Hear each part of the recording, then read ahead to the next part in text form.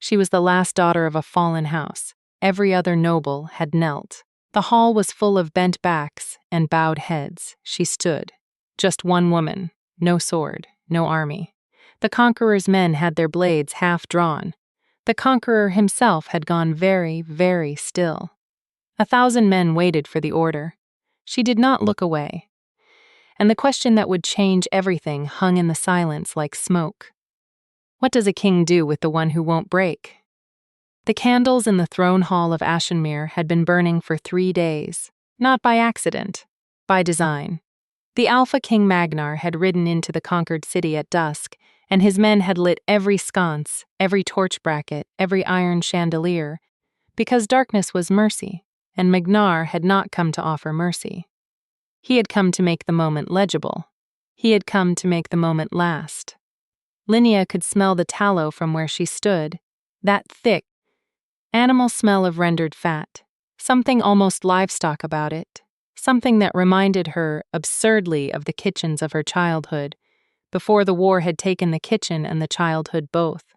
She filed the smell away.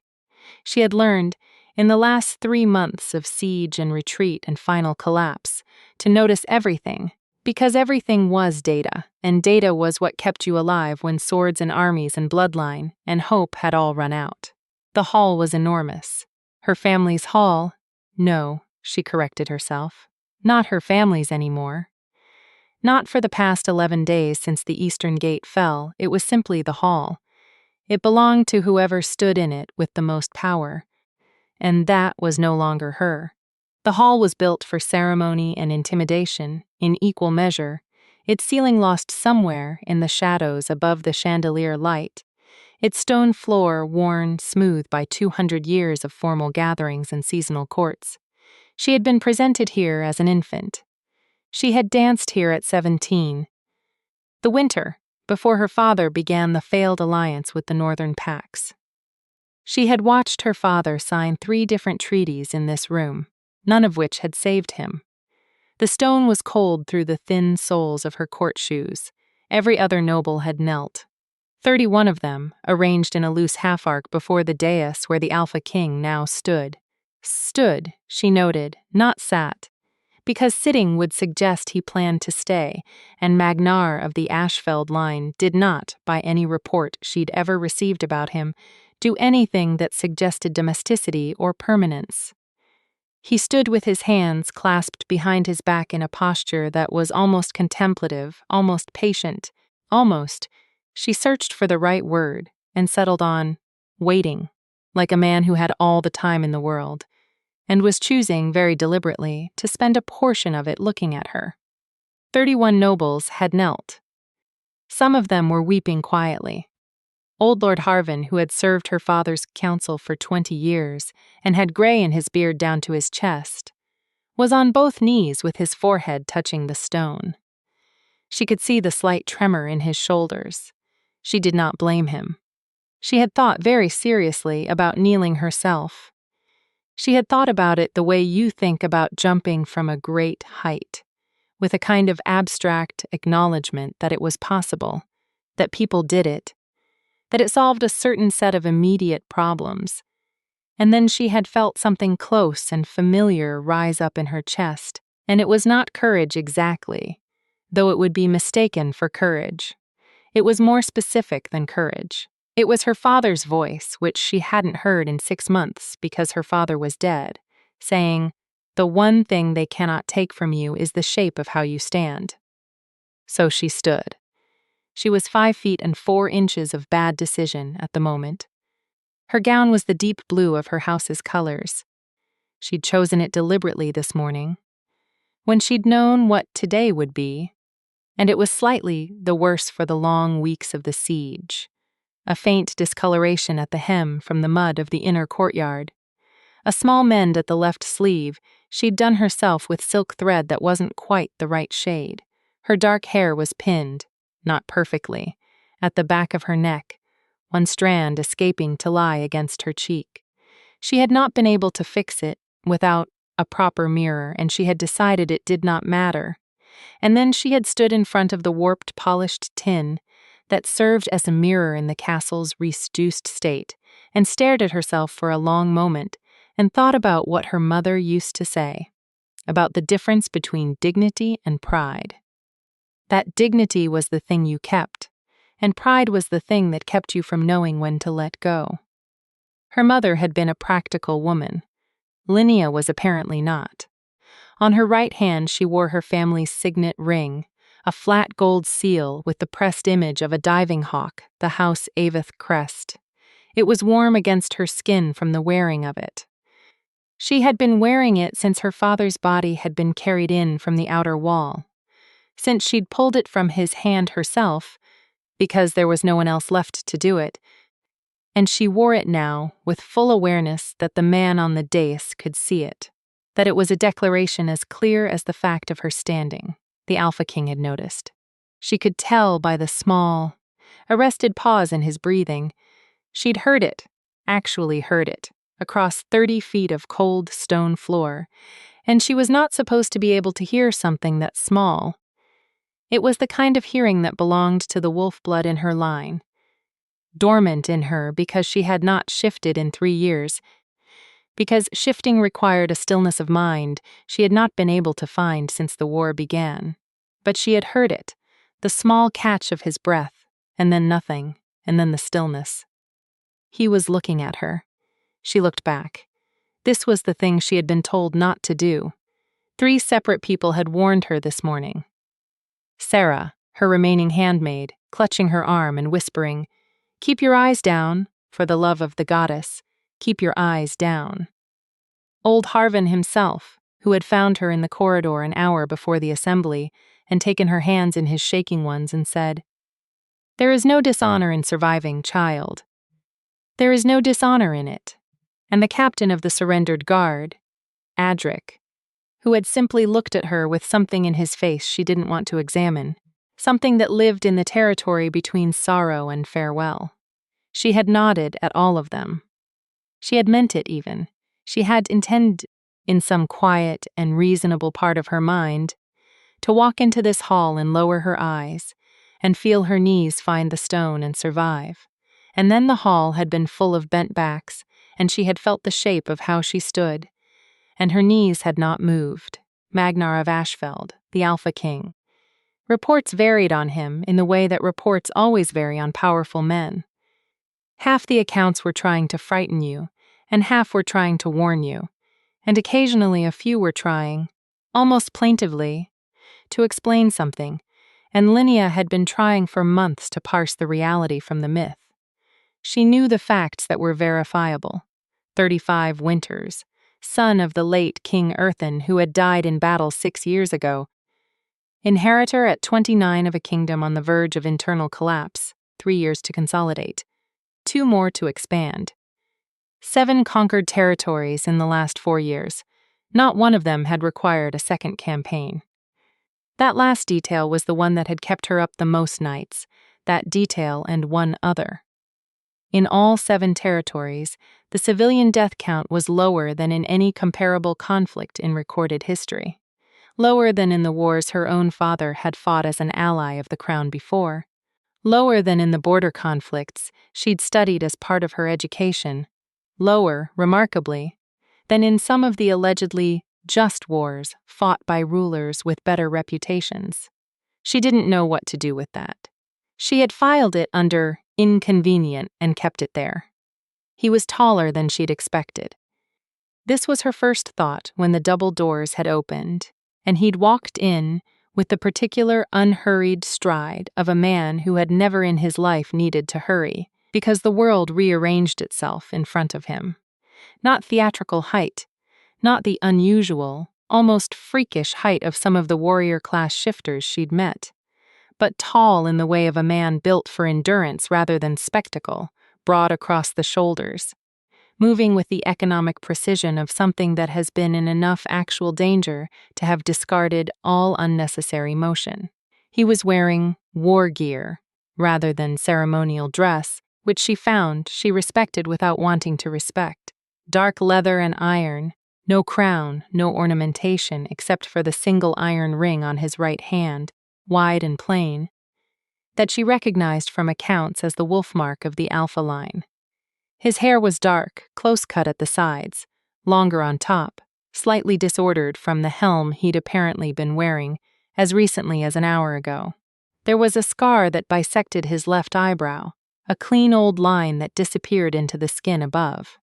His eyes, from 30 feet away, were the color of winter water. Gray-green, cold-bright. They were on her. She had been standing like this for 11 minutes. She knew because she had been counting. One of the small disciplines she'd developed in the past months, counting things. Keeping her mind occupied with the concrete and the measurable, so that it could not go wandering off into the territories of despair. 11 minutes of standing while everyone around her had knelt. 11 minutes of holding her head at the angle that her dancing master had once described, perhaps uncharitably, as that look you get when you think the lesson is beneath you. 11 minutes of meeting the Alpha King's gaze across the stone floor of what used to be her family's seat. His men had swords half drawn. She could feel the tension in the room the way you feel weather coming. A particular pressure, a particular quality of waiting. He had not given the order. She didn't understand why he had not given the order.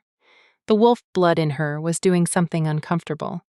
It had started the moment he'd walked in, some low and involuntary response that she had no name for and no interest in examining. A warmth in her sternum, a sharpening of her senses, the candles suddenly brighter and the smell of the room suddenly more complex. The cold stone more present under her feet. She knew what this sensation was in theory. She had heard it described. She had been educated on it the way you're educated on the moons or on the properties of certain herbs, abstractly. Useful to know, not yet relevant to your actual life. She was the last daughter of a house that no longer existed, standing in a conquered hall, waiting for a conqueror's verdict. This was not the time for the wolf blood to be doing anything.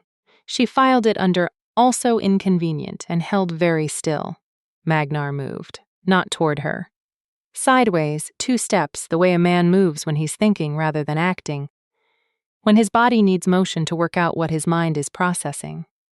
He looked at her for another moment, a long moment, a moment that had weight to it, and then he looked at his first commander, a dark-haired woman with a general's bearing who stood to his left, and something passed between them that Linnea couldn't read. Then he looked back at Linnea. "Your name," he said. His voice was lower than she'd expected. Not quiet. It filled the room. It had that quality of command voices, that trained resonance, but lower, pitched somewhere that she felt more than heard. The way you feel a large bell after it's been struck. She did not have to answer. She knew she did not have to answer. Answering was acknowledgement, and acknowledgement was proximity, and proximity was something she wasn't ready to name.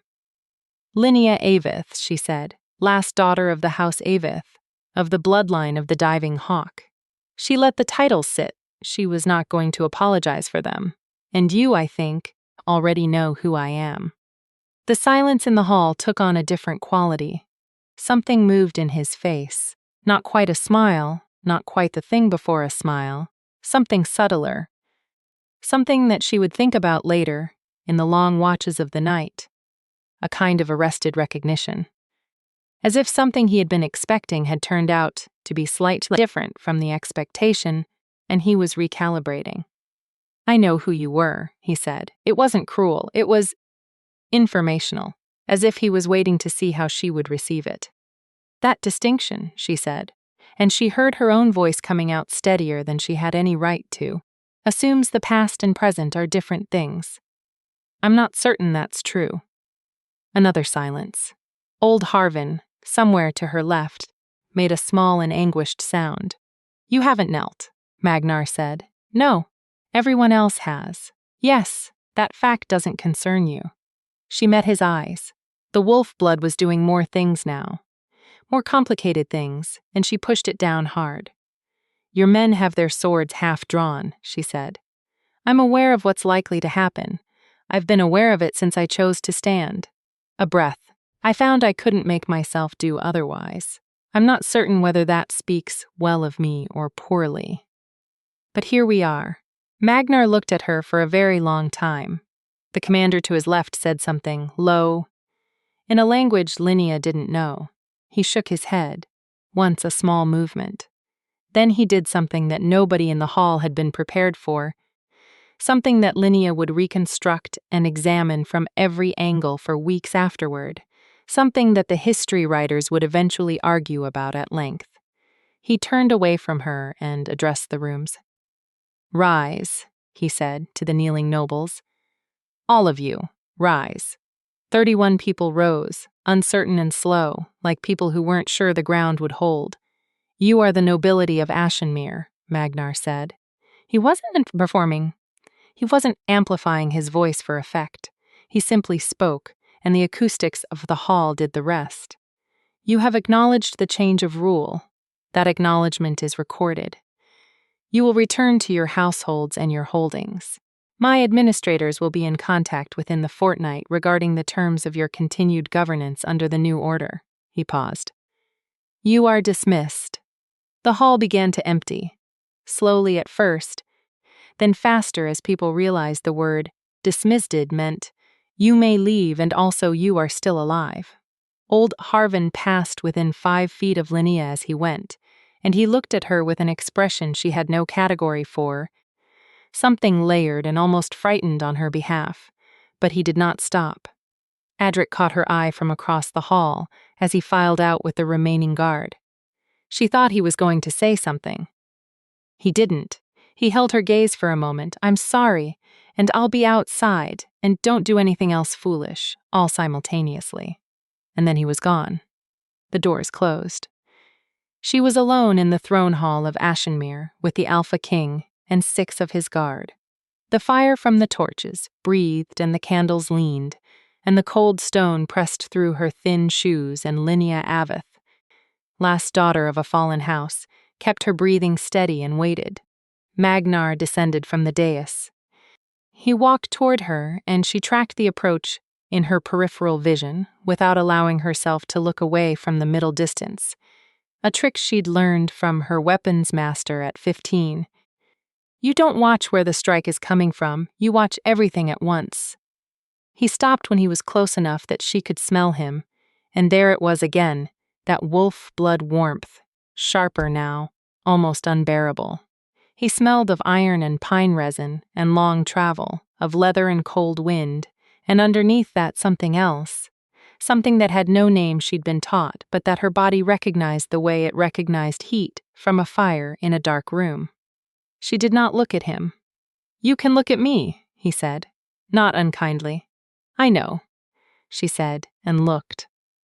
Up close, the scar through his eyebrow was older than she'd first thought. The skin around it, smooth, the mark clean, the kind of old you get when something heals in youth and carries forward. His eyes were very direct. Not cold, she amended. She'd thought cold from across the room, but up close they were something else, some quality she didn't have an easy word for. Watchful. Not hungry, not yet. Though there was something there, some held thing. She had the unsettling impression that he was reading her the way you read text. Not glancing but processing, taking in information she had no idea she was providing. "You're not frightened," he said. "I'm extremely frightened," she corrected. "I'm choosing not to perform it." Another one of those arrested pauses. "Why did you stand?" She thought about the practical answer. "Because my pride is a cage I can't unlock from inside," and the honest answer. "Because my father's voice lives in me, and it said the shape of how you stand." And the answer she suspected he was actually asking about, the one underneath both of those. "Because kneeling would have been a lie," she said finally. "And I've found I'm bad at lies I have to hold in my body.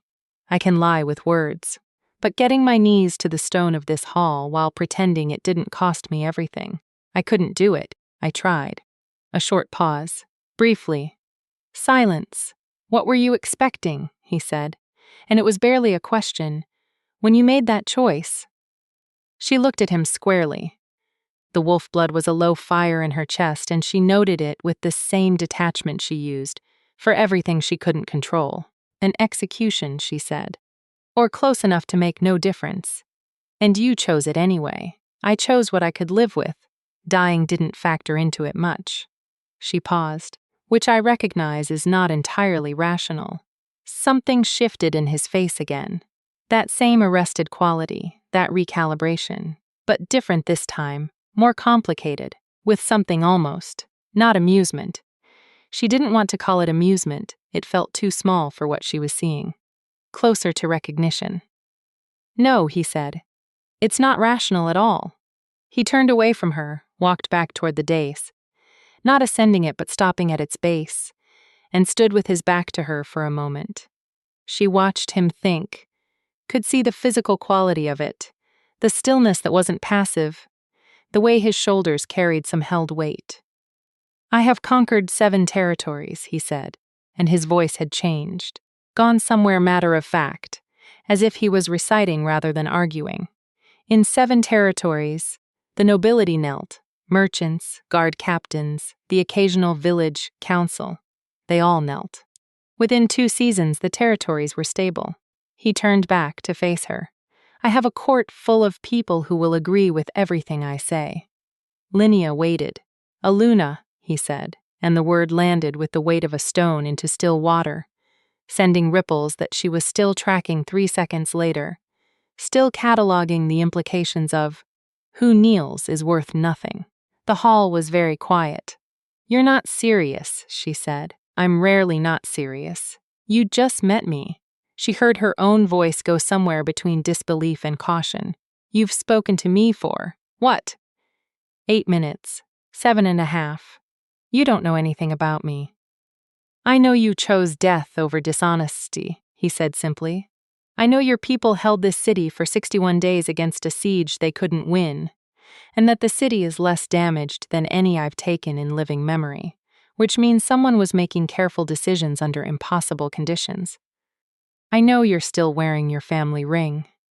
His eyes went to it briefly, then back to her face. And I know the wolf blood in me recognized you when you walked in, which you're aware of, because you felt it too. The last sentence dropped into the room like a coal. She said nothing. I'm not asking you to be grateful, he said. I'm not asking you to feel anything about this that you don't feel. I'm telling you what I've decided, and I'm asking for your answer. She stared at him. The man who had just conquered her home and was now asking her to help him rule it. The man whose armies had been outside her walls for 61 days. The man whose name she had spoken like a curse for the better part of 2 years. The man whose wolf blood called to hers across the cold air of this stone hall in ways she was not going to examine right now, in ways that were frankly unhelpful. She said very carefully, and if I say no, then you say no, he said. I don't negotiate through threat. You may leave Ashenmere with a written guarantee of safe passage and whatever you can carry. Your surviving people will be treated under the same terms as the other nobles. He held her gaze. I'd rather you said yes. She thought about her people, 31 nobles who had just risen from their knees, old Harvin with his shaking hands, Adric waiting outside, the household staff, the craftspeople, the city's 2,000 residents who had been living under siege conditions for 61 days. She thought about the 7 other territories, the civilian numbers, the stability within 2 seasons. She thought about her father's ring on her hand. A Luna who kneels is worth nothing.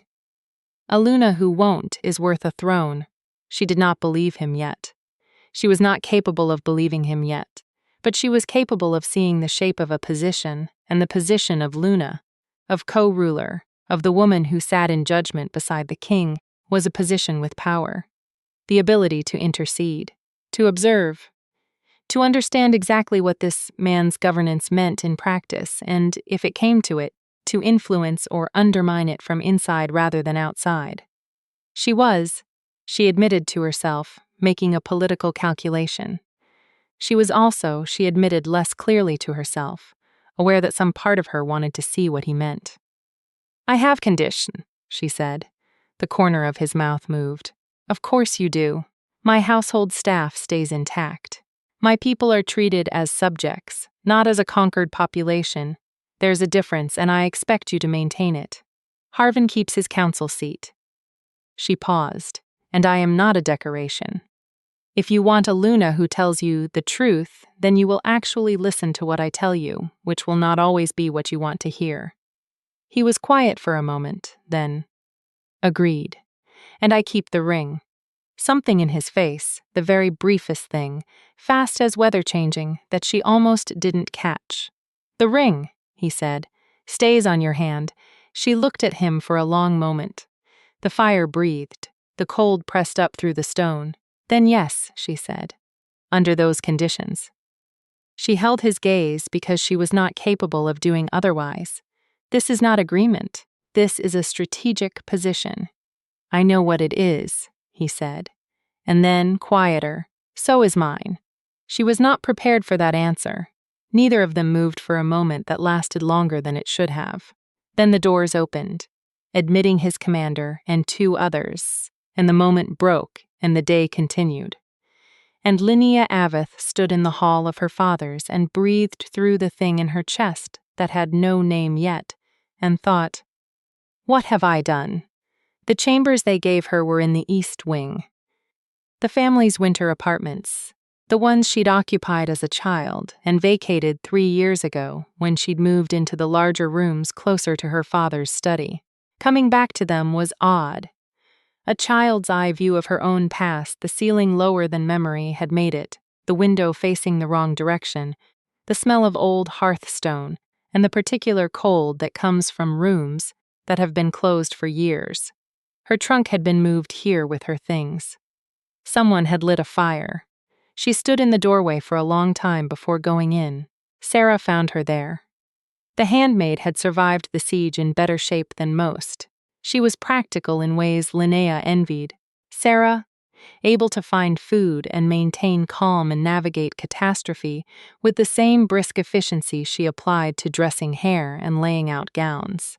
She was 42 and had been with the house since before Linnea was born, and she looked at Linnea now with an expression that held several things at once. I'm not going to say I told you so, Sarah said. That seems unlike you. I'm adapting. She stepped past Linnea into the rooms and began the automatic assessment of a woman who considers livable conditions a professional responsibility. The bedding needs airing. The fire wants attention. The window latch sticks. She tested it, and it stuck. Yes, well. Linnea came in and sat on the edge of the bed, which had been made up with sheets that smelled of cedar and long storage, and looked at her hands in her lap.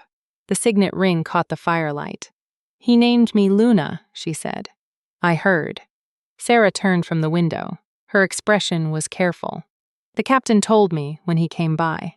Adric, he was. Sarah paused, concerned. He should be. Linnea looked up. It's not real, Sarah. I mean, it's real in that it's happening. But I haven't changed my mind about what he is. About what this is. And what is it? She turned the ring on her finger. A habit.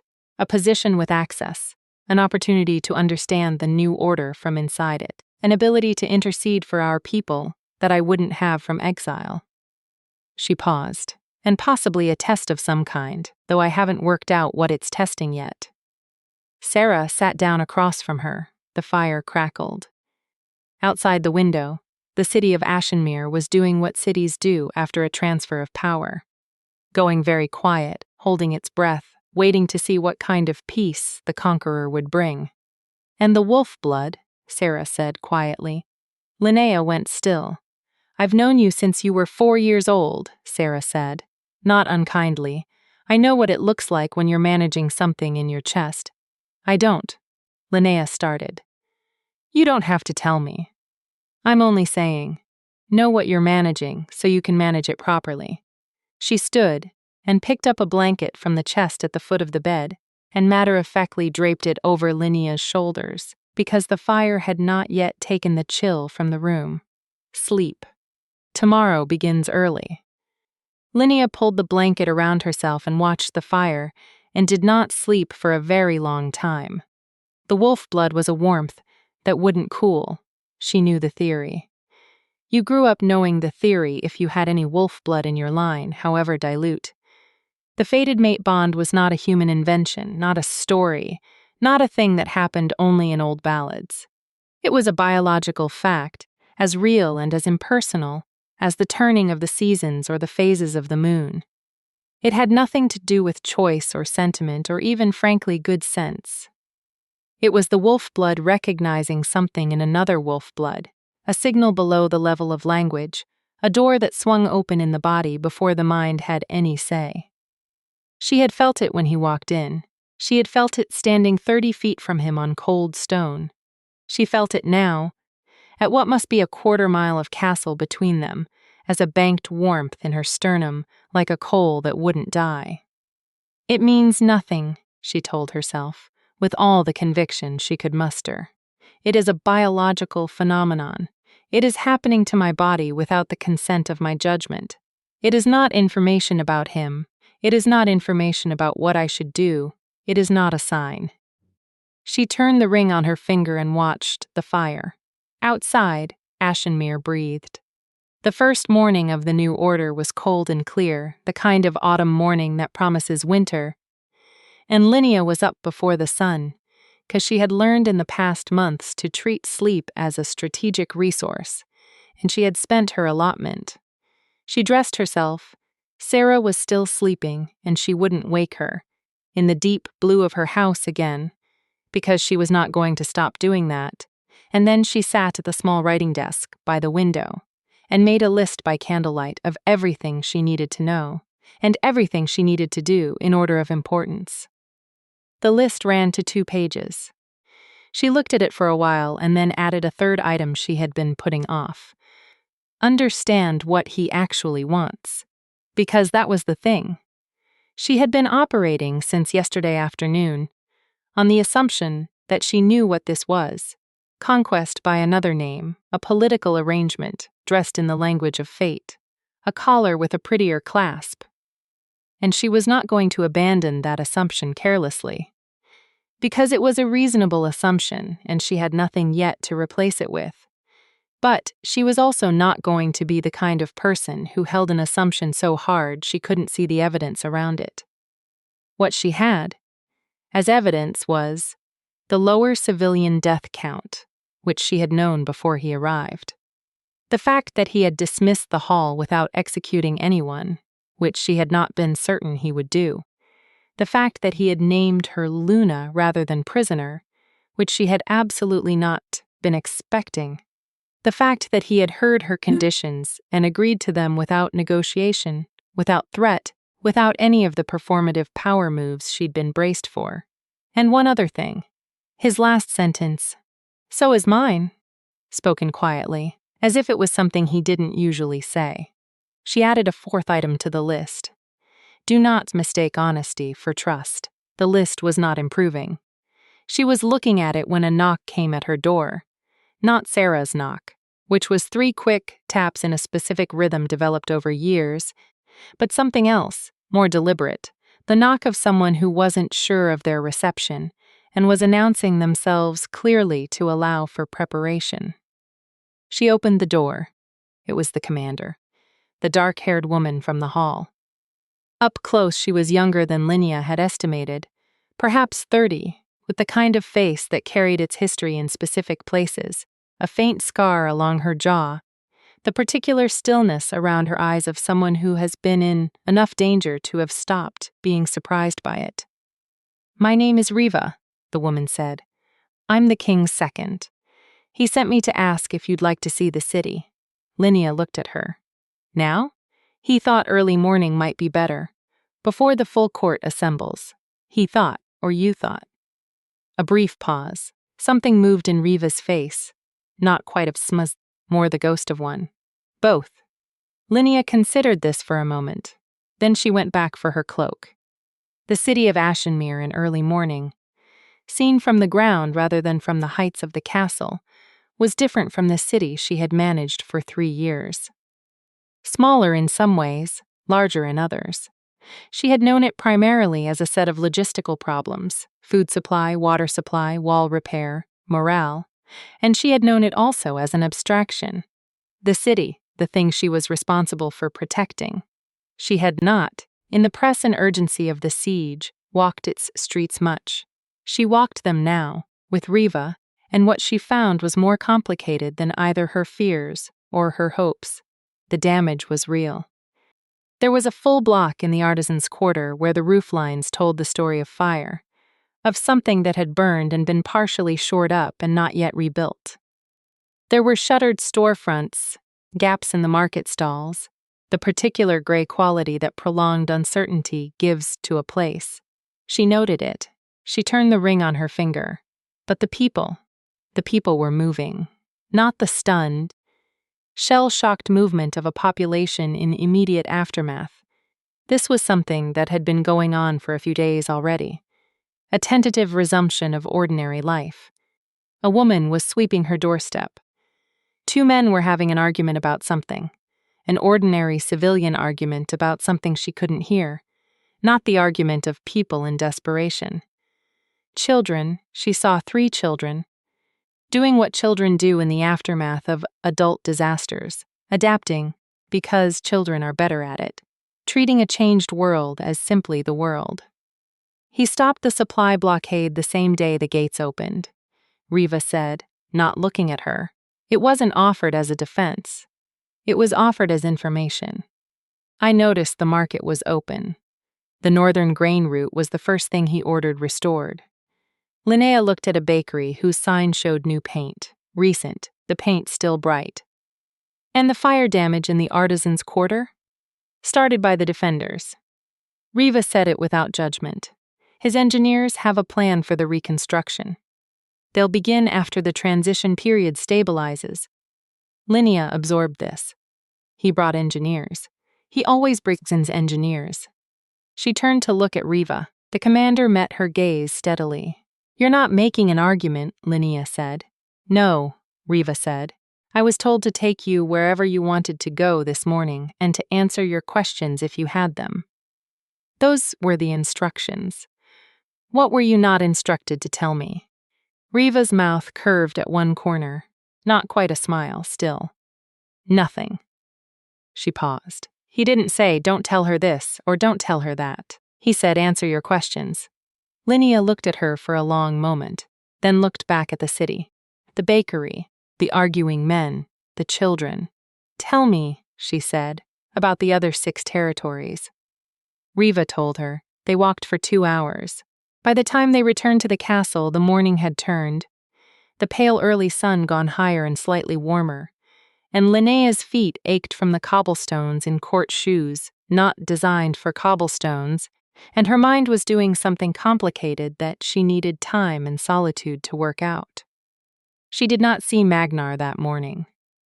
She saw him in the afternoon, when the court assembled in the great hall for what his steward called the first audience, the formal presentation of the new governing arrangements.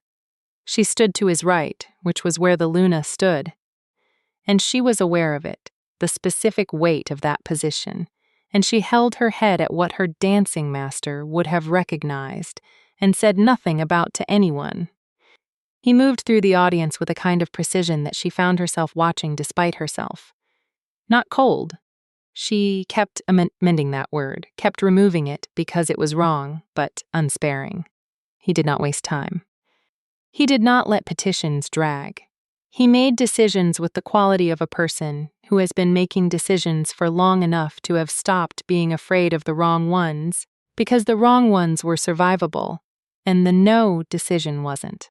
Twice, he turned to her. The first time, the Avith grain stores. What's their current state? Depleted to about 30% of seasonal capacity, she said without hesitation. We prioritized the outer districts during the siege. The castle stores are lower. He nodded, made a note with the steward, moved on. The second time was at the end, when a minor lord from the city's south quarter was making a petition about border dispute that involved a history she knew and he didn't, the kind of hyper-local dispute that maps and ledgers don't capture. She had been watching him navigate it,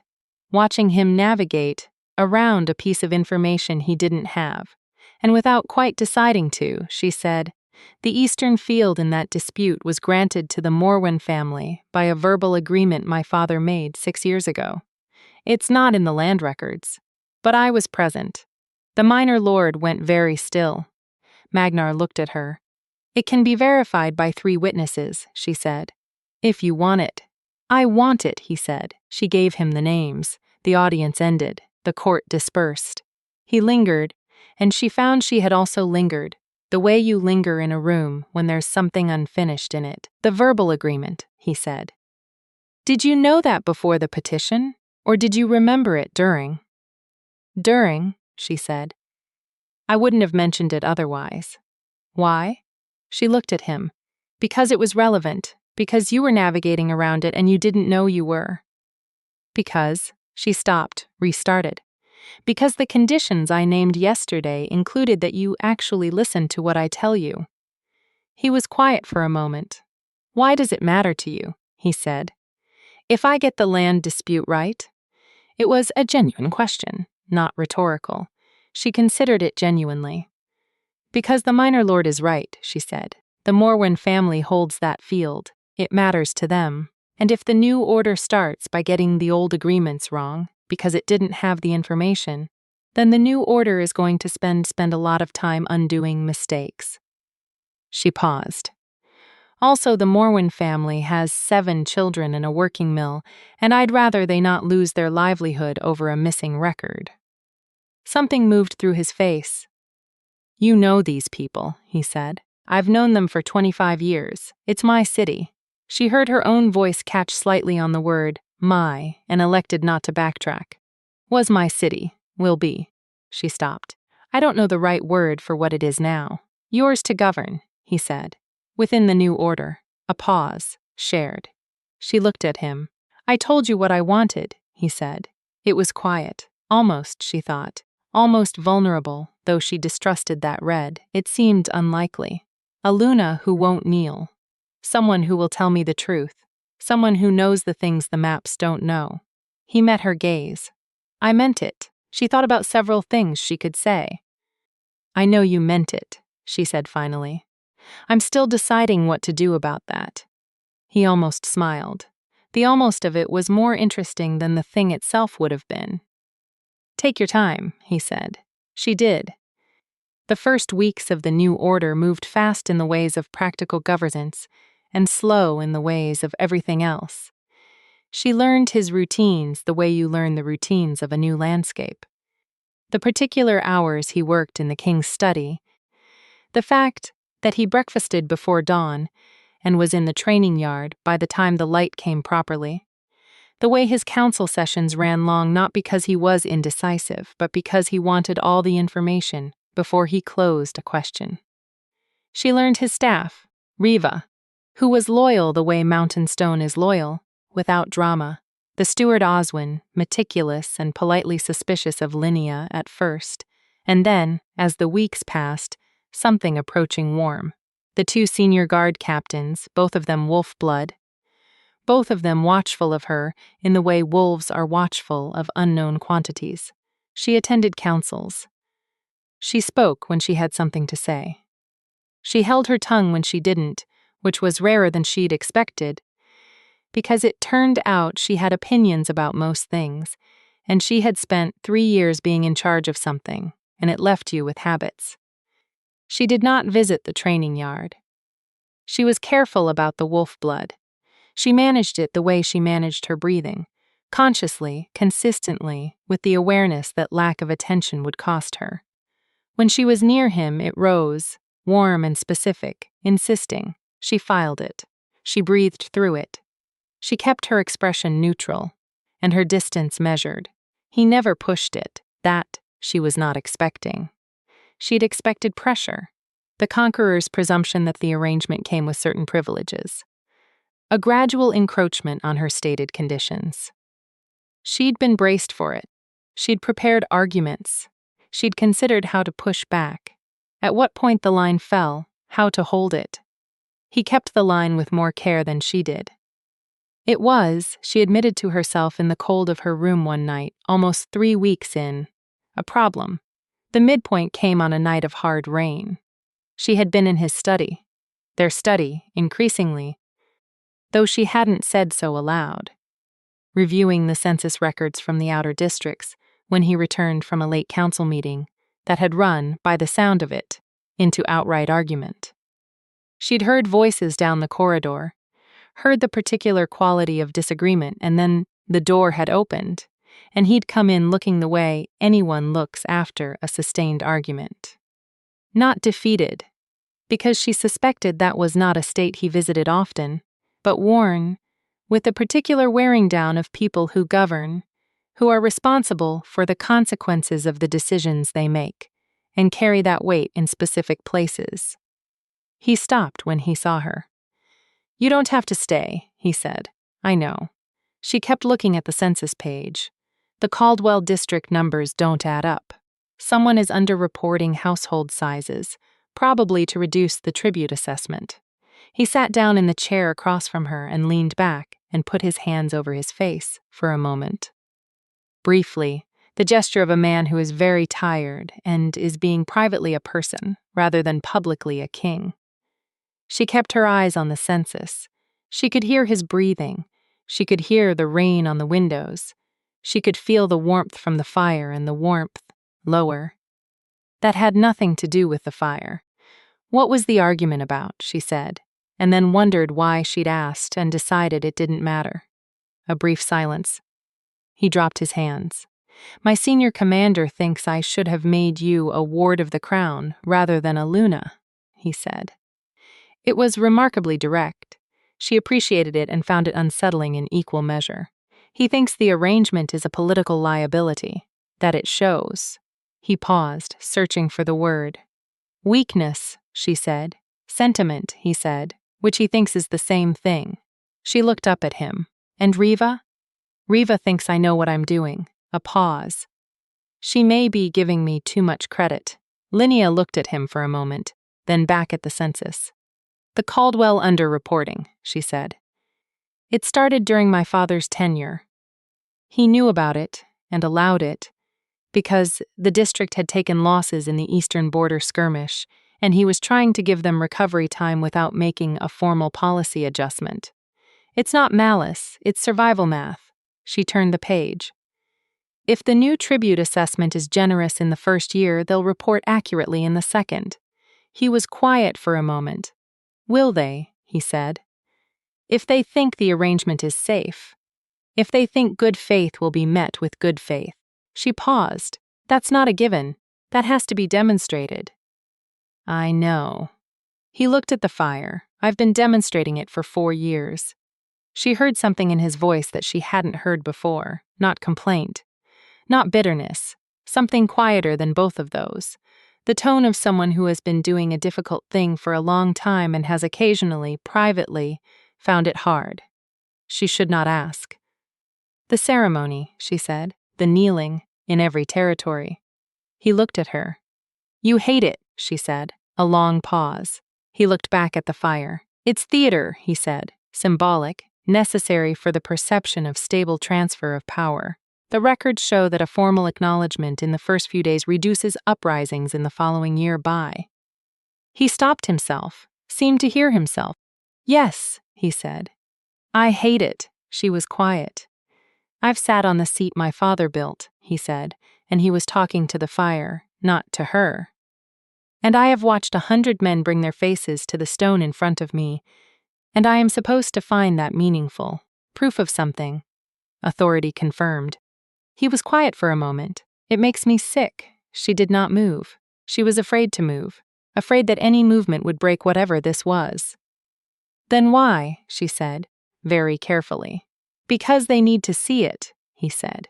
"Because the alternative is continued fighting, and continued fighting costs more lives than a ceremony costs dignity. Because," he stopped, turned from the fire to look at her. The study was warm and small, and the rain was loud on the glass, and the wolf blood was doing everything in her chest that it had been doing for 3 weeks. And she was not, she found, managing it as well as she had been. "Because I've been doing the math, every decision, every year, and the math always comes back to, people survive or they don't. Territory is stable Or it isn't. If I can buy stability with a ceremony that hurts no one's body and only their pride. He stopped. Their pride is not nothing, she said, and heard her own voice come out rougher than she'd planned. No, he said. It's not nothing. He held her gaze. It's why I'm looking at you. The fire breathed.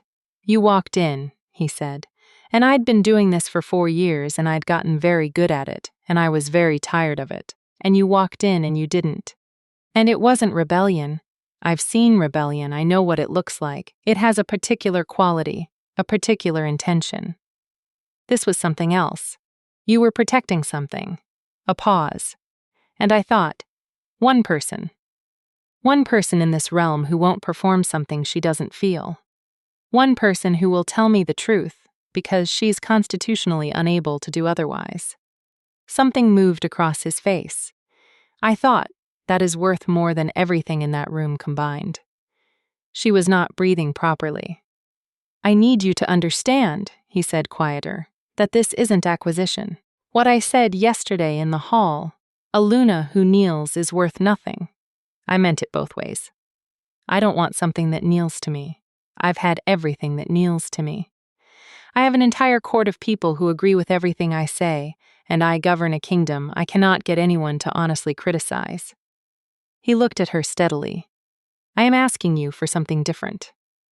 I know that's strange, given the circumstances. I know it might be.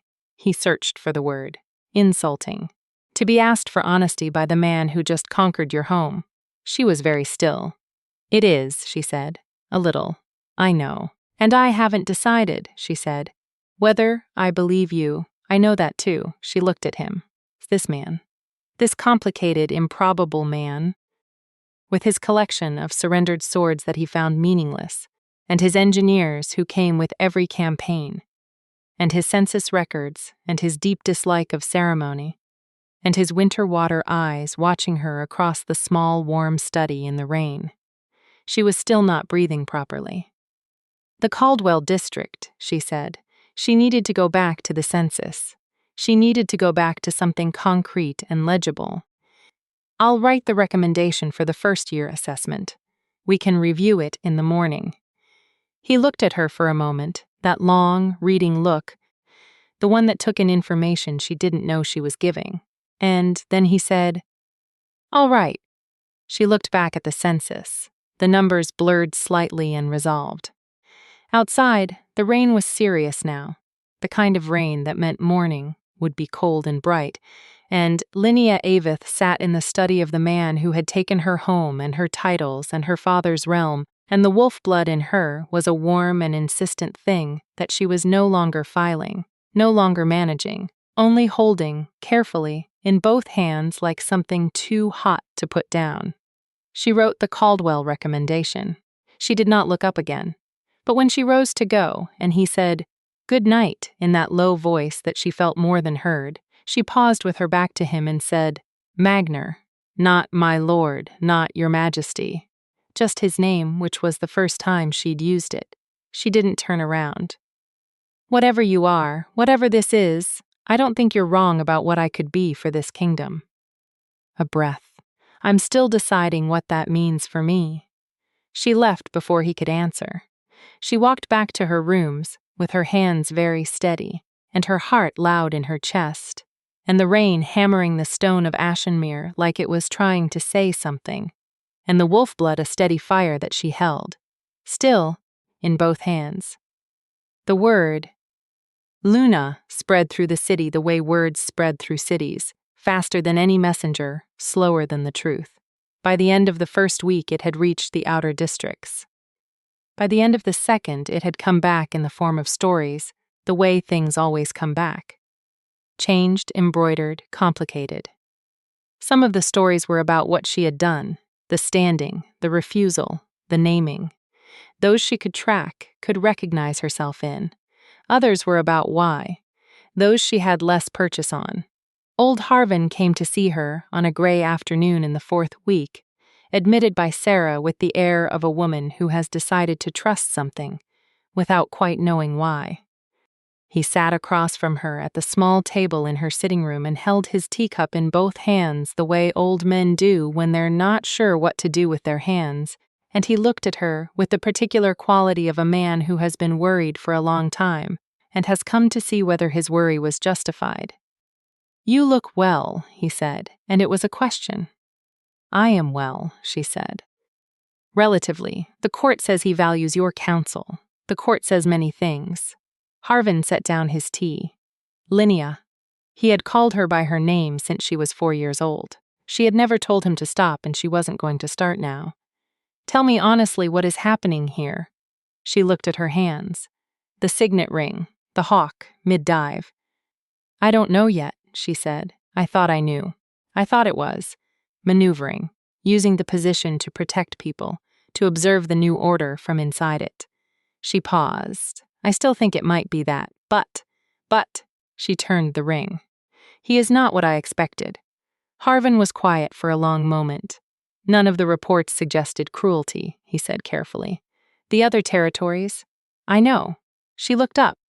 "That's the problem, Harvin. If he were simply cruel, if he were what I spent 2 years thinking he was, this would be simple. I know how to be an enemy. I know how to hold a line." She stopped. "He is asking me for something I have never been asked for before." "What?" "Honesty," she said. "An equal. Someone who will tell him when he is wrong." She heard how it sounded and pressed on anyway. "I don't know yet if that's real. I don't know if I'm being managed. If this is the subtlest conquest, a collar made of trust instead of iron. I genuinely don't know. And I have to sit with not knowing while doing the work of the thing he says he wants, which requires that I actually do it, actually give him the honest counsel and the real opposition, not pretend to give it, because pretending would be its own kind of kneeling." Harvin looked at her for a long time.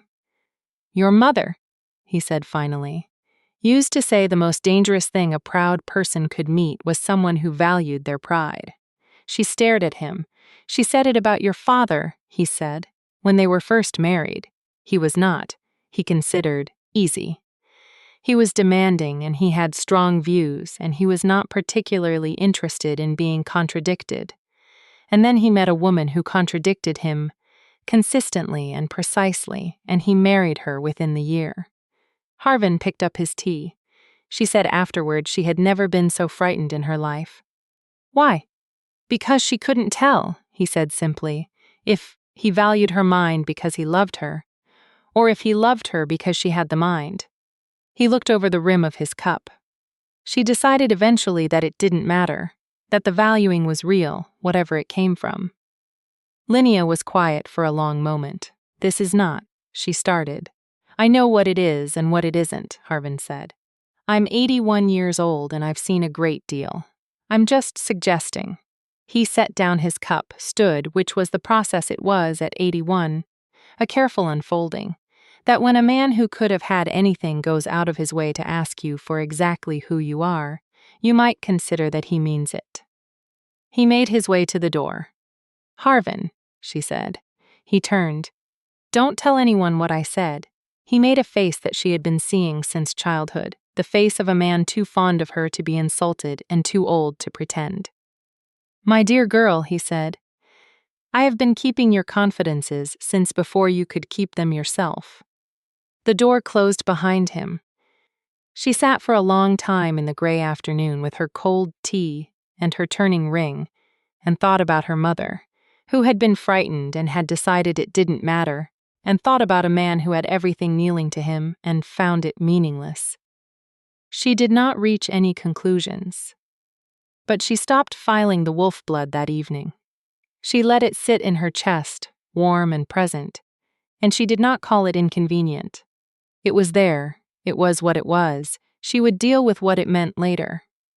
It came to her through Adric, a message, not a letter, delivered mouth to ear in the pre-dawn cold of the castle corridor by a man whose expression told her everything before his words did. "There are people meeting," he said, "in the lower city. Your name has been attached to a plan." She looked at him. "What plan?" "There's a faction," he said. "Your father's old guard." 3 families from the outer holdings who've been refusing the new tribute terms. A weapons merchant who did very well under the old regime.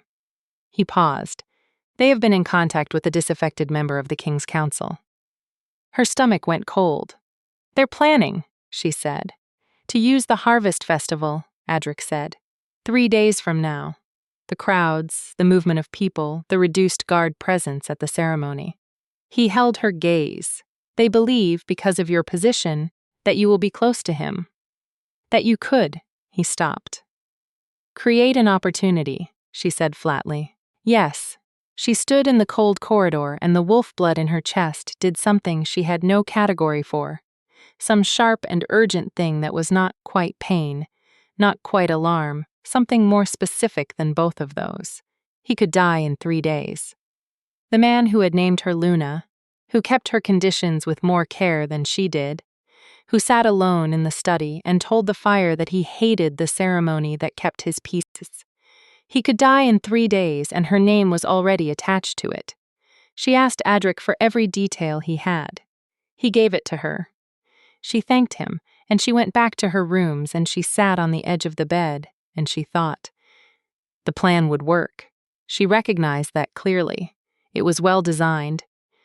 The kind of design that came from people who knew the castle and the festival well, who had old knowledge of the routines. Without intervention, it would very likely succeed. Magnar was careful, but no one was careful enough, not against people who knew everything about the ground and had the advantage of surprise. And she thought, if I do nothing, if she did nothing, the faction who planned this would be the new power in Ashenmere. Her father's old guard, some of them, men she'd known as a child. They would see the regicide as a restoration. They would offer her the city back, or what was left of it after the inevitable military response from the Ashfeld forces. Who would not, could not, allow a conquered territory to assassinate their king without reprisal. She knew enough history to know what that reprisal would look like. She thought about the children in the street 3 weeks ago, the bakery with the fresh paint, old Harvins shaking hands. She thought about Magnar's face in the firelight, saying, I am very tired of it. She thought about what it would cost her, going to him, giving him this. Because it was hers to give, it was her people, her old connections, her name already attached. She was complicit in the plan by the fact of her proximity whether she acted or not. Going to him would be the end of any remaining cover, any remaining possibility of distance. It would be trust, demonstrated, not stated. It would be something that cost her.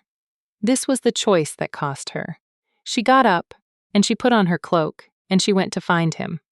He was in the training yard, as she'd known he would be, alone in the early gray, working through the forms that fighting training becomes at a certain level, less about the forms themselves and more about the maintenance of the body as a tool, steady and automatic. He stopped when he saw her, read her face. Tell me, he said. She told him. He was very still through the whole of it. She watched him take in the information, watched him file it the way commanders file field reports, watching for patterns and implications. And she watched the moment the full shape of it arrived.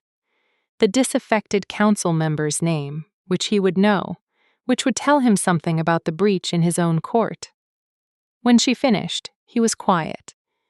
You could have said nothing, he said. I know. Your people are wrong, she said. She heard her own voice. Whatever they think they're doing, they are wrong. A dead king doesn't restore anything. It just costs different people their lives. She paused. And you didn't deserve this, whatever else you are.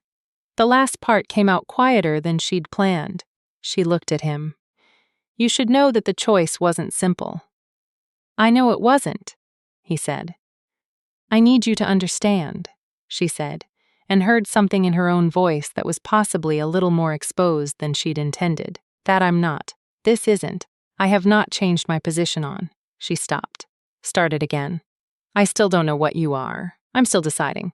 I know, he said, still quiet, still watching her. Thank you, Linnea. Just her name. No title, no formal gratitude.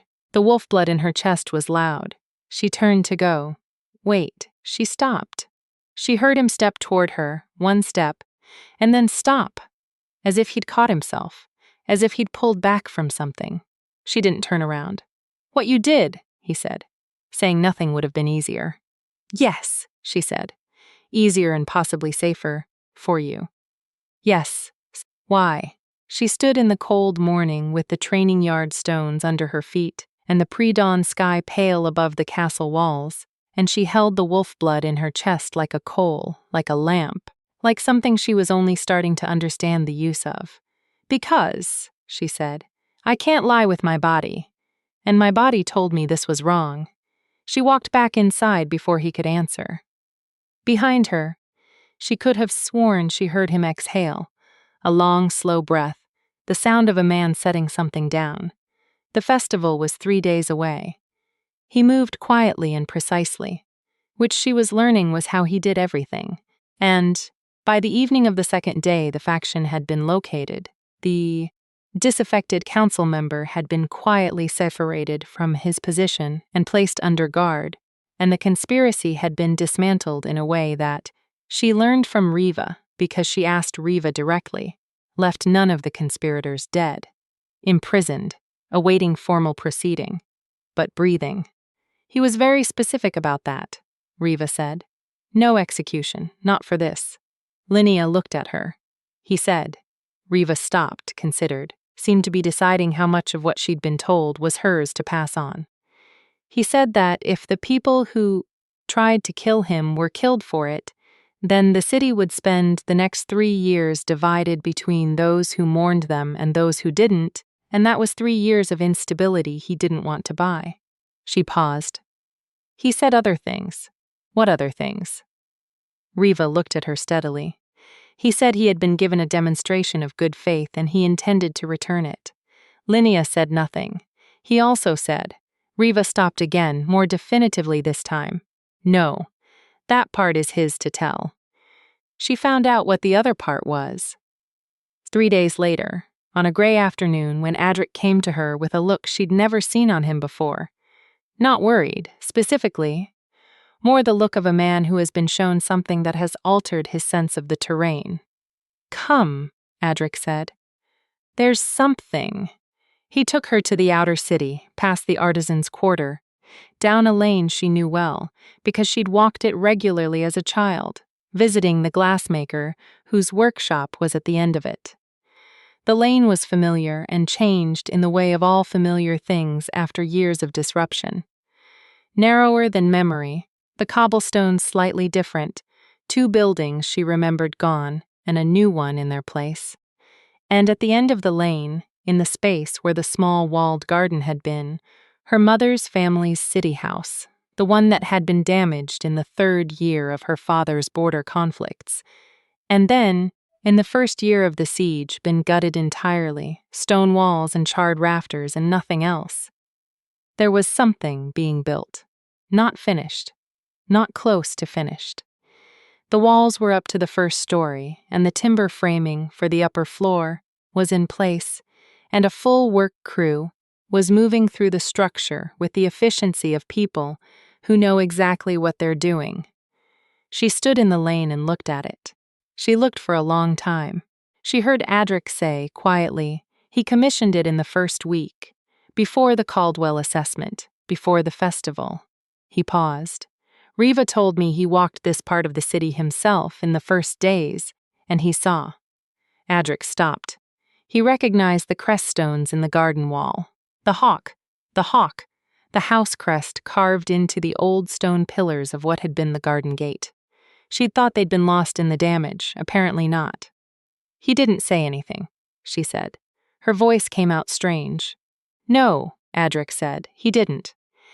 She stood in the lane in the gray light, and she looked at the rising walls of the house that had been her mother's, her grandmother's. The house she'd played in as a small child on summer visits. The house she'd mourned when it was destroyed. She looked at the careful timber framing and the clean new stones and the hawk crest pillars, which someone had cleaned and reset at the gate, very precisely, so that they stood, as they had stood. He had never mentioned it. He had done it and said nothing and had not. She understood this suddenly, clearly, intended to mention it. It was not a gesture for her to see. It was a thing he had done because it was a thing to do. The wolf blood in her chest was no longer something she was holding carefully. She let it be what it was. There was a conversation she had been avoiding, and that she could not avoid much longer. And it came not in the study or the throne hall, but in the corridor between them, late on a night when the first frost of the season had come and the castle's halls had the particular cold and candlelight quality of early winter. She had been reading. She was going to her rooms. He was coming from his. They stopped. The corridor was narrow and lit by a single-wall sconce, and the flame moved slightly in the draught from the outer windows, and they were closer than they usually stood, because the corridor was narrow. "The house," she said. It was the first thing she'd said to him since the morning of the conspiracy, and she'd been saying it in her head for 4 days. She watched something shift in his face. Not surprise exactly. More the face of a man who has been caught at something he didn't plan to be caught at. The house in the glassmaker's lane. He was quiet. "You knew what it was." "Yes. And you didn't tell me." "No." She looked at him in the candlelight, this man. This impossible, improbable, specific man, with the scar through his left eyebrow and the plain iron ring, and the winter water eyes that were not cold. She had stopped thinking cold weeks ago. "Why?" she said. He was quiet for a long moment, not evasive. She was learning the difference. The quality of silence that came from evasion versus the quality that came from choosing words carefully. This was the latter. "Because," he said, "if I told you, it would have been a gift in expectation of something, and I didn't want it to be that." The candle breathed. "What did you want it to be?" she said. "Just what it is," he said. "A house rebuilt. Your mother's house." A pause, because it was wrong that it was gone. She held her breath. "I make a lot of decisions on the basis of what's wrong," he said. "Some of them are political, some of them aren't." "The house," he stopped. Started again. "The first time you mentioned your mother. In the hall, the day of the audience. Something in the way you said it. And I walked that lane and I saw the crest stones." He looked at her. "I don't have a more complicated explanation than that." The corridor was very quiet. The frost outside. The single candle. She was not managing the wolf blood at all.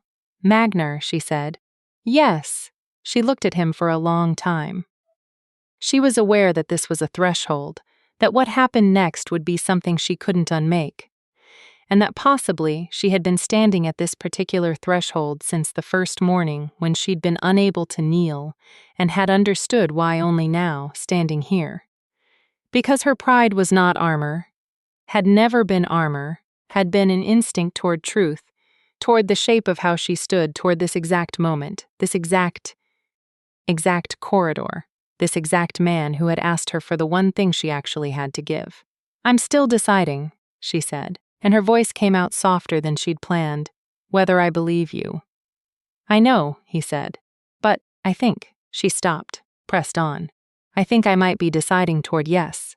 He went very still. "You don't have to," he said. It came out quiet. Almost. Careful. The care of a man who has the power to take what he wants and has never once in the weeks she'd known him reached for it. The care of a man who is constitutionally incapable of wanting something taken rather than given. "I know I don't have to," she said. "That's why I can." The candle moved. She did not cross the last distance, and neither did he. But they stood in the winter corridor for a moment that had the quality of something decided.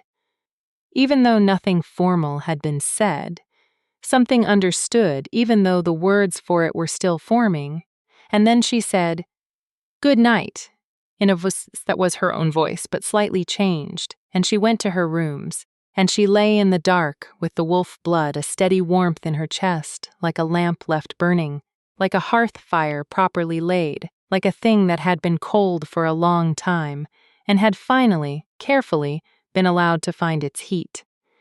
The alliance between his hardliners and her loyalists, The formal conspiracy she had dismantled, and the informal, more dangerous thing that remained after it, the suspicion and the resentment and the fear from both sides, did not go away. She had known it wouldn't. She had known that the dismantling of one plot didn't solve the problem of two courts trying to exist in the same space, each one suspicious of the other, each one with its own history and its own grievances, and its own sense of what was owed and what was lost. The hardliner was a man named Drest, senior council member, wolf blood of the old alpha line of a different territory, who had been with Magnar since the beginning, and who she had learned from Riva with characteristic frankness, opposed the Luna decision from the first morning, and had not stopped opposing it. He was not wrong in purely strategic terms. She could see the logic of his objection. A conquered noblewoman given the co-ruling position was a political liability, was an insult to the territories who had already submitted, was a risk she couldn't be adequately assessed for. His logic was sound. His method of addressing it was not.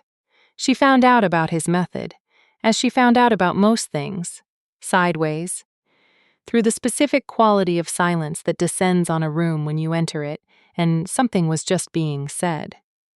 She found out more concretely when Sarah reported that a junior member of the household staff had been asked, by someone on the council, about the Lady Linnea's correspondence. Not her official correspondence, her private letters. She went to Riva. Riva's face did something complicated when Linnea told her. "I know," Riva said. "He doesn't know I know, and he doesn't know you know. How long?" 3 weeks. Linnea thought about that. What does he think he'll find? Contact with the outer holding families. Proof of continued conspiracy. Riva looked at her steadily. "You should know that he hasn't found anything, because there's nothing to find, and his inquiry has gotten quieter in the last week." "But he hasn't stopped. Does Magnar know?" Riva was quiet for a moment. "No," she said. "I told you he doesn't." Linnea sat with that then. "Why are you telling me?" "Because," Riva said, "you came to us with the festival conspiracy, even though your name was attached to it, and coming forward cost you more than silence would have. Because I've been watching you for 2 months." She paused. "And because I think Drest is wrong." Something moved through Linnea, not warmth exactly. Something more measured than warmth, the feeling of having been seen by someone who didn't have to see you. She filed it, but with care. "I'm not going to tell Magnar," Linnea said. Riva looked at her.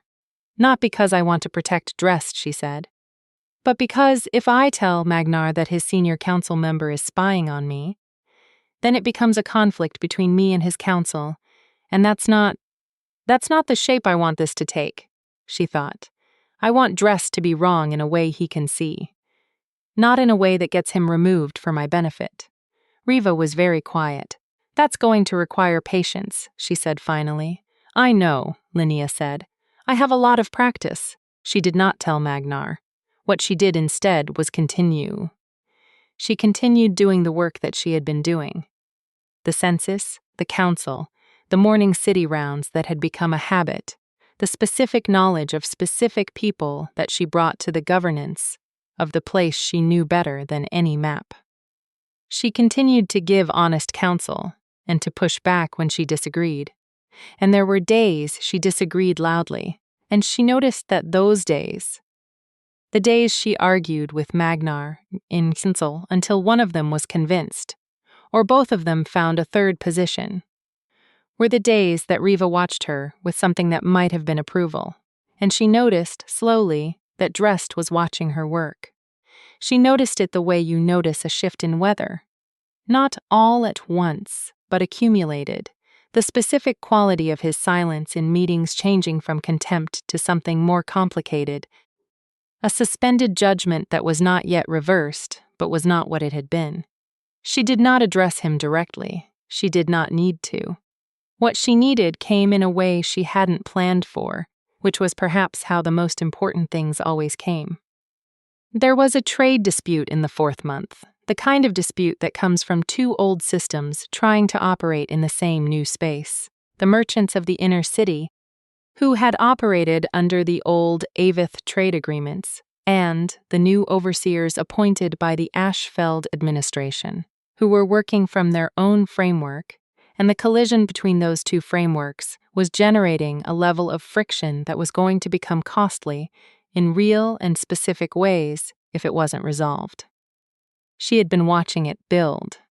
She had been noting the specific points of friction, this regulation versus that one, this tariff structure versus this one, and she had been preparing. She had gone to Magnar with it in the 3rd month and said, "This will be a problem." And he had listened and set his steward to it. And the steward had not fully understood the old system, and the problem had continued building. She asked for a formal council meeting on the trade question. She went in prepared.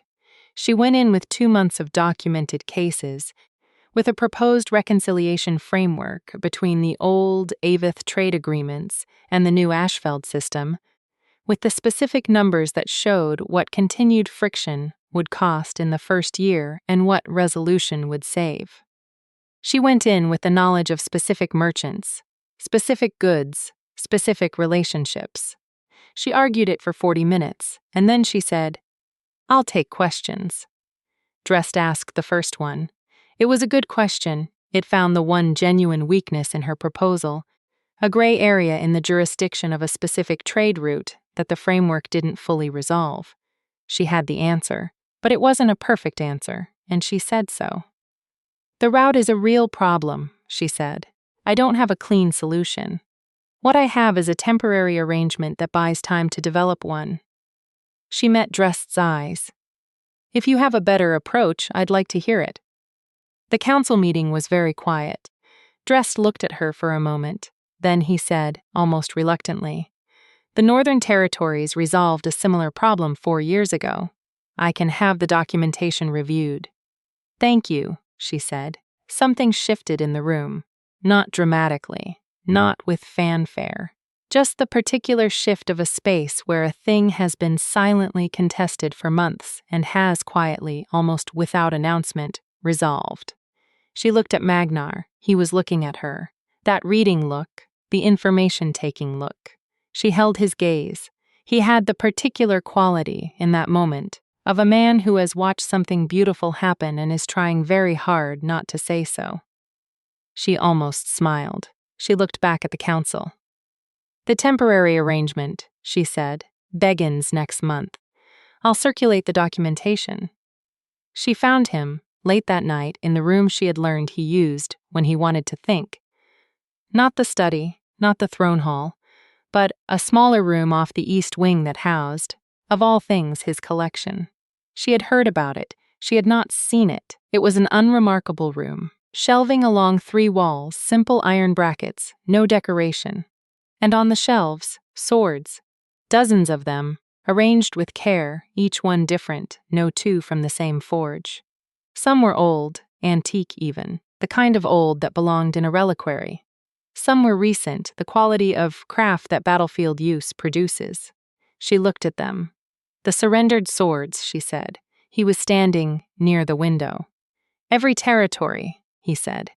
"Every commanding officer's weapon. It's the formal submission, surrendering the sword." He looked at the shelves. "They gave me these, and I gave them stability, and they were grateful for it, and I'm supposed to find this meaningful." She looked at the swords, then at him. "You don't. No." He was quiet. "I have more swords than I know what to do with. I have 47 people whose weapons I hold, and who go home to rebuilt cities and restored trade routes, and they are, by every metric I have, better off than they were. And I stand in this room and I think." He stopped. "What?" she said. "I think." "None of them chose this," he said. "None of them looked at their options and chose me. They submitted to superior force, and then I made the submission bearable after the fact. And I convince myself that's something, that it's better than the alternative." A pause. "Some days I believe it." She was quiet. "Is it enough?" she said. "To do the right thing for the wrong reason?" He turned to look at her. "To conquer because you believe you'll govern better than anyone else would," she said. Is that a right reason? Or is it just the most convenient way to want what you wanted anyway? He looked at her for a long time. I don't know, he said. It came out simple and undefended. The way things come out from someone who has been carrying a question for a long time and has stopped pretending to have the answer. I've been doing this for 6 years. I haven't found the answer. I've found that the people in the territories are alive and eating, and that their cities are rebuilt and their trade routes open. I don't know if that makes the reason right. She looked at the swords. My father fought honorable wars, she said. She heard her own voice. Wars that were agreed upon. Formal declarations, formal ends, the whole apparatus of proper conflict. He died in one. The death count was, she stopped, high, every time. She looked at him. I used to think that was the price of honor, the correct price. He said nothing. I'm not sure anymore, she said. I'm not sure what the price of honor is, actually.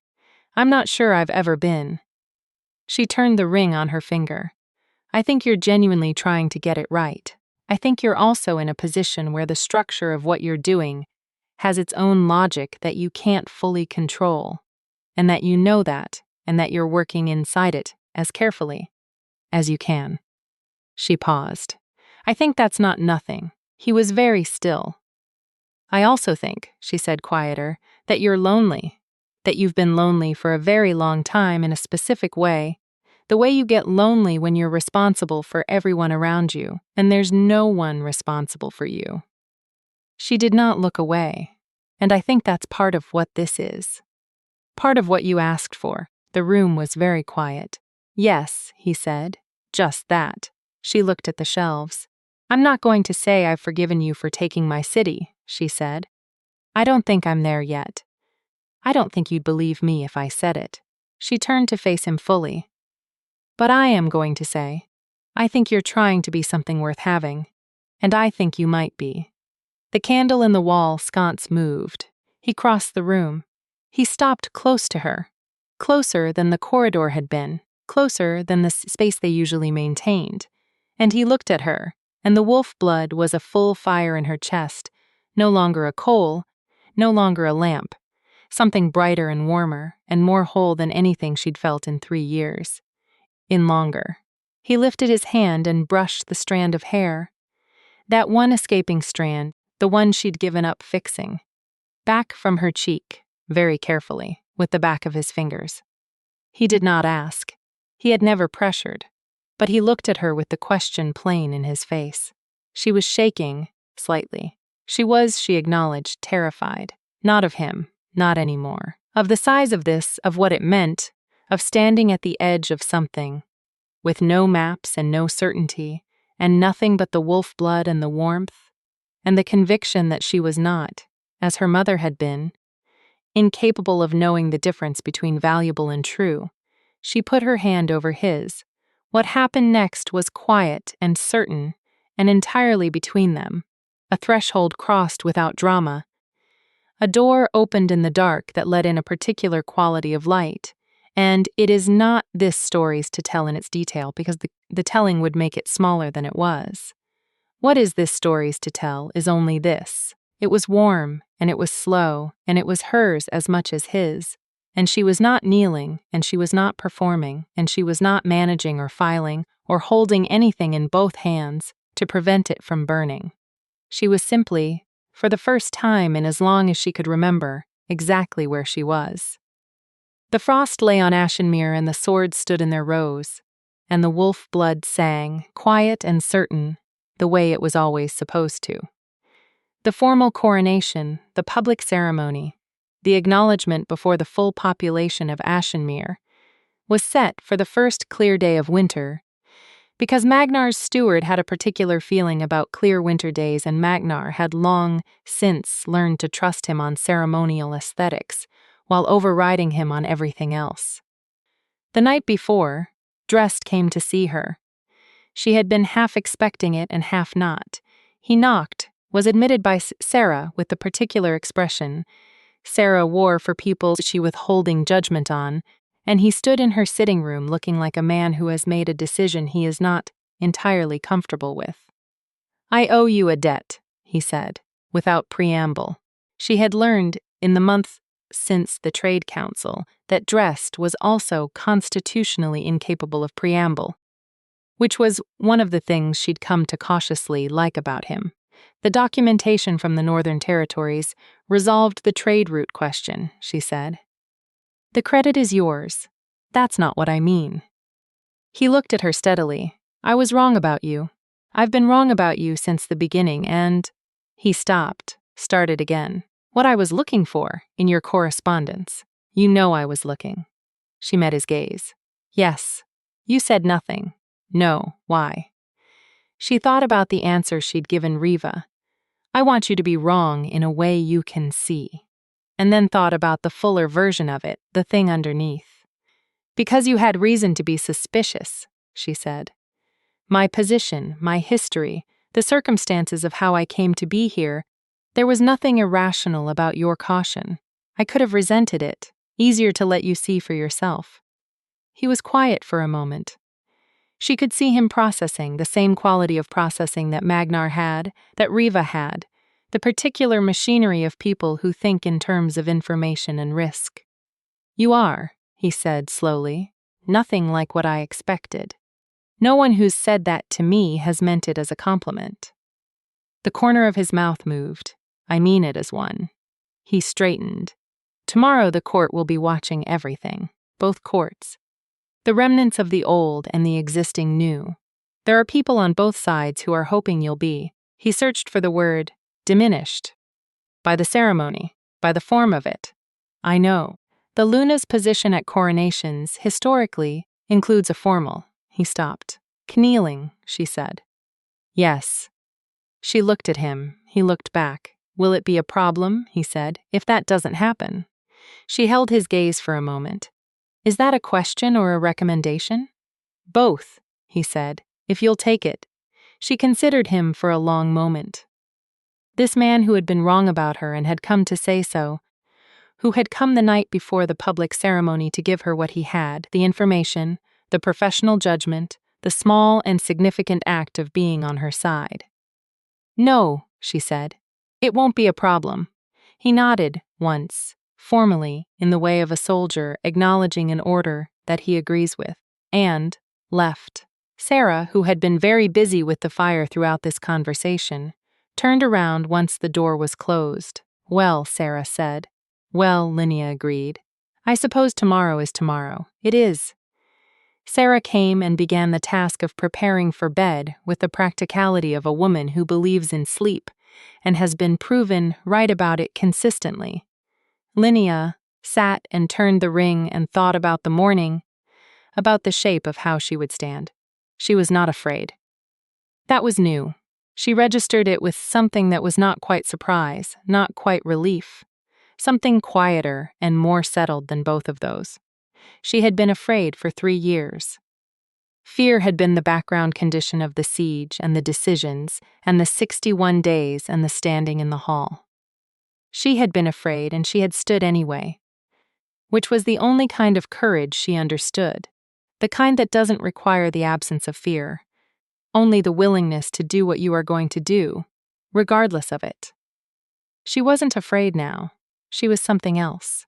Something that had her mother's practical voice in it, and her father's shape of how you stand, and old Harvin's shaking hands, and Sarah's 3-tap knock, and Adric's, I'll be outside, and Riva's steadiness, and even Drest's reluctant respect. She was the sum of what she'd survived, and what she'd chosen to become, and tomorrow she was going to stand in the hall of her father's, and her conqueror's court, and both of those were hers now, and she was going to stand exactly as she had always stood. Her spine was a legacy. The morning of the coronation came clear and cold and bright, the kind of winter day that makes the world look newly made. The frost on the stones of Ashenmere catching the early light and holding it, so that the city seemed to glow from below. She dressed in the blue. She had had, in the weeks leading up to this, the option of a new gown. The court's seamstress had offered, with a delicate combination of tact and desperation, to create something appropriate to the occasion, and she had declined the general offer and accepted a specific one. The deep blue of House Aveth, properly cut, with the diving hawk, embroidered at the cuff in gold thread, very small, understated, something you had to look for to find.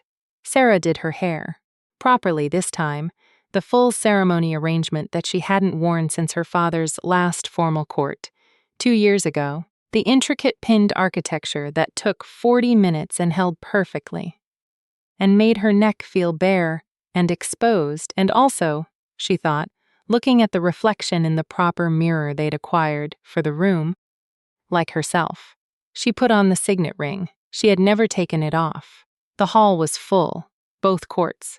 The nobility of Ashenmere, Harvin in his formal robes, Adric in guard dress at the side, the minor lords and the merchants, and the council members and the craftspeople's representatives, the full breadth of what had been her father's court, and Magnar's people.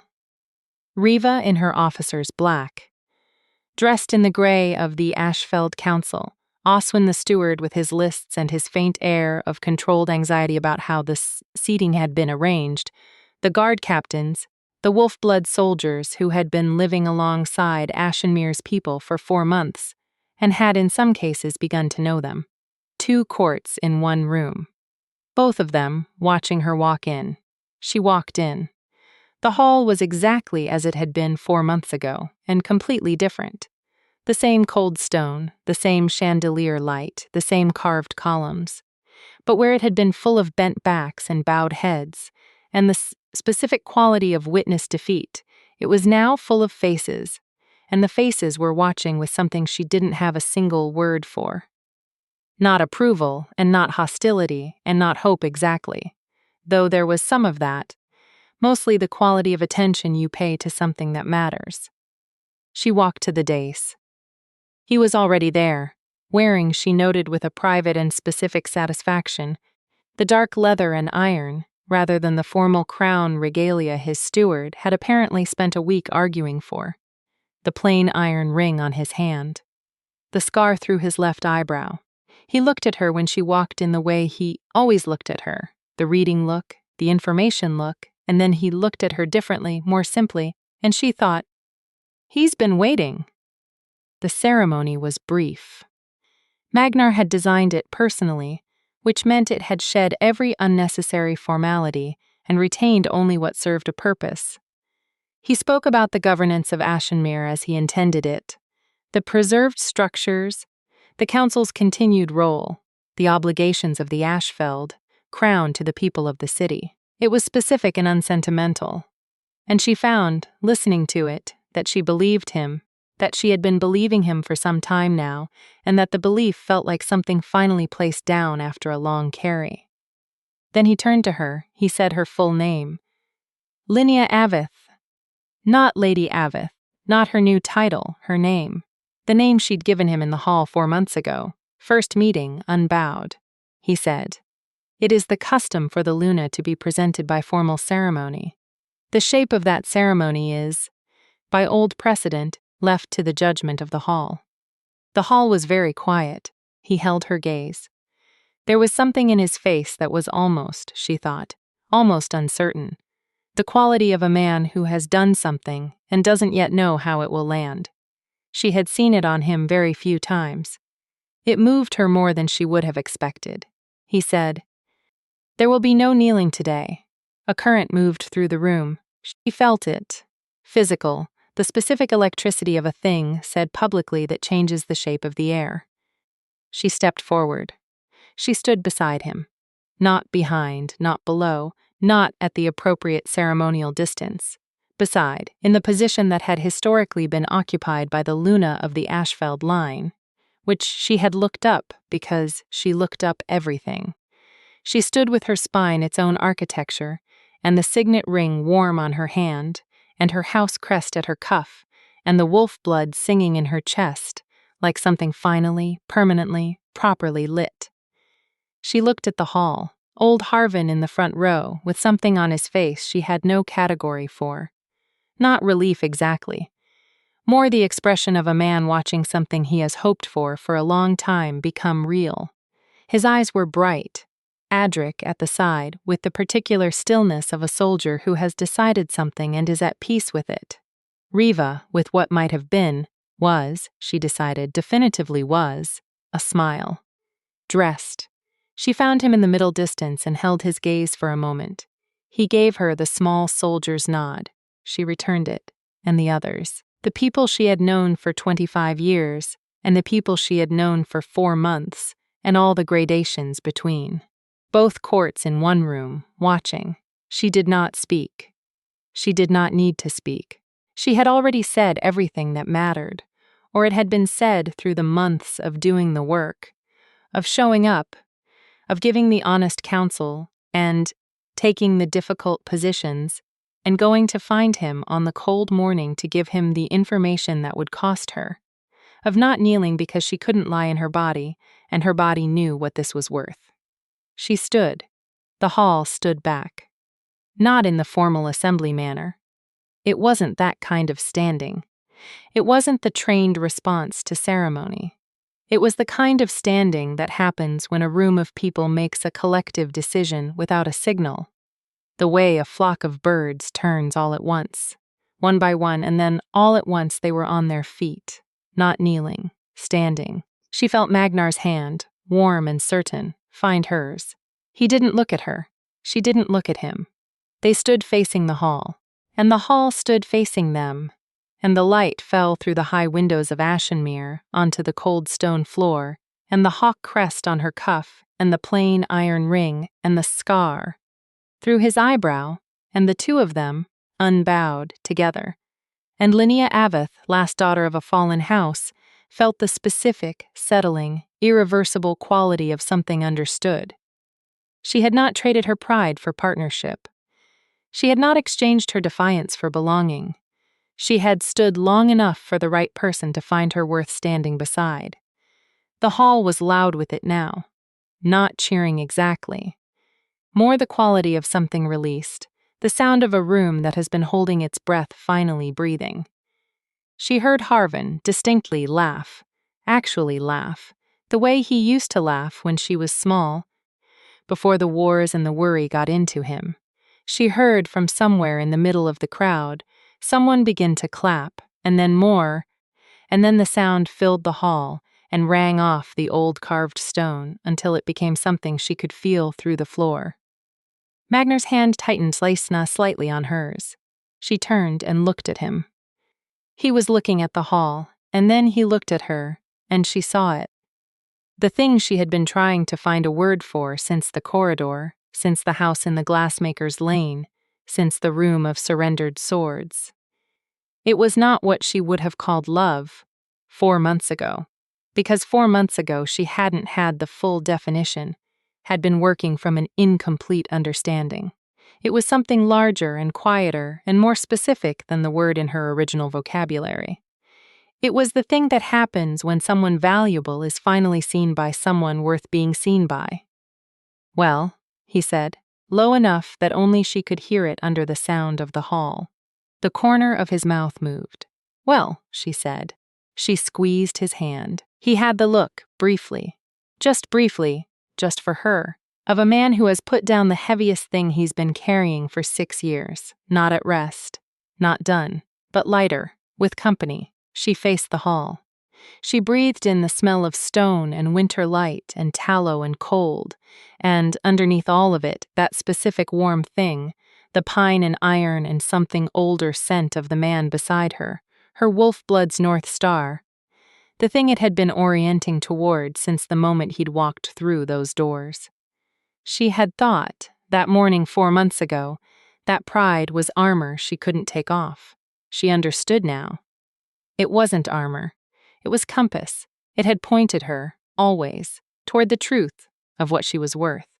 She had stood until someone worthy came to stand beside her, and the hall rang, and Ashenmere breathed, and her hawk was mid-dive on her cuff, caught at the moment of full commitment, all wings and velocity and faith. No hesitation, no hedge, just the long, clean fall toward the thing it knew was worth catching.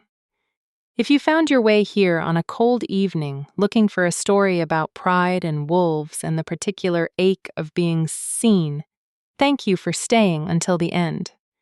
There are more stories where this one lives. Stories of women who held their ground when it cost everything. Of dangerous men, made gentle by the one person they couldn't afford to lose. Come back whenever you need one. The fire is always burning.